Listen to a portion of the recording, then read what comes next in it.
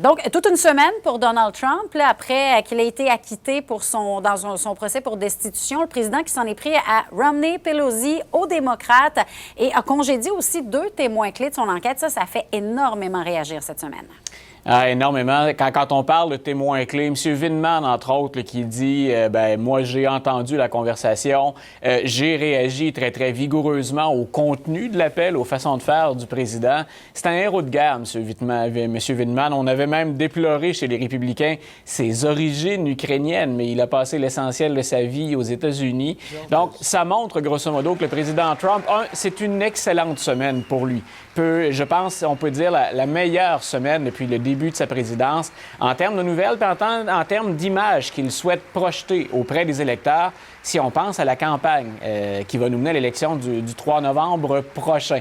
Donc, en même temps, pour tous ceux qui se disaient, maintenant qu'il a survécu à tout ça, M. Trump, le rapport Mueller, les nombreuses enquêtes, les témoins, la procédure de destitution, à quoi doit-on s'attendre de lui? Est-ce qu'il ne sera pas maintenant totalement déchaîné? Littéralement, c'est le terme qu'on utilisait dans certains médias américains.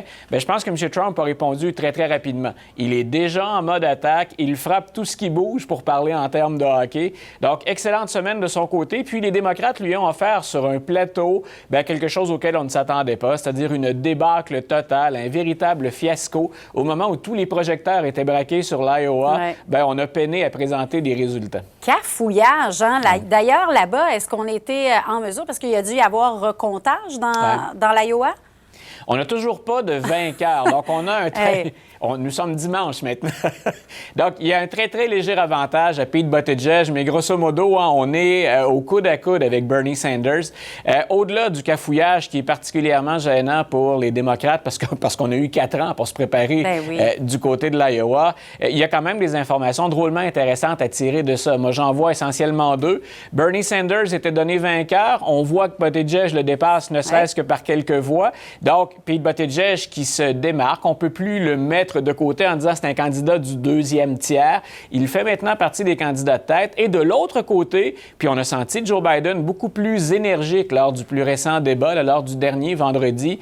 Joe Biden sait très bien que même si l'Iowa n'était pas un terrain ami pour lui ou gagné d'avance, il a vraiment offert une performance qui était pitoyable. Et les chiffres le donnent loin au New Hampshire. Et c'est mardi que la population du New Hampshire va se prononcer. Donc pour M. Biden, c'est inquiétant. Je ne sais pas encore s'il joue vraiment sa campagne au New Hampshire, mais il doit démontrer plus d'énergie et démontrer beaucoup plus d'appui au sein de la population, même si lui dit « Attendez la Caroline du Sud, où il y a une plus grande diversité ethnique au sein de la population. » Il doit faire mieux que ça pour rassurer à la fois les donateurs et à la fois les autorités du parti qui l'aiment bien. Et pendant ce temps-là, on le voit, un taux de popularité de 49 à ce moment-ci pour Trump.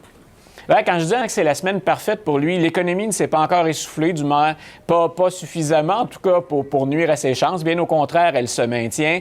49 c'est son taux le plus élevé depuis le début de la présidence. Donc, il vient de survivre à une procédure de destitution. On a sorti tout ce qu'on pouvait contre lui.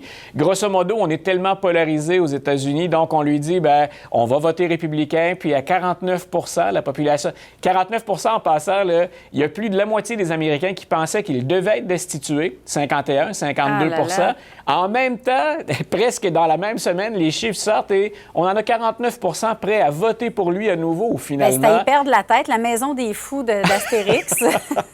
C'est une situation, on l'a répété à plusieurs reprises, mais au mois de novembre, c'est vraiment une population qui est très, très, très polarisée. Des indécis, il n'y en a presque plus aux États-Unis. Ces sondages-là nous le montrent très bien.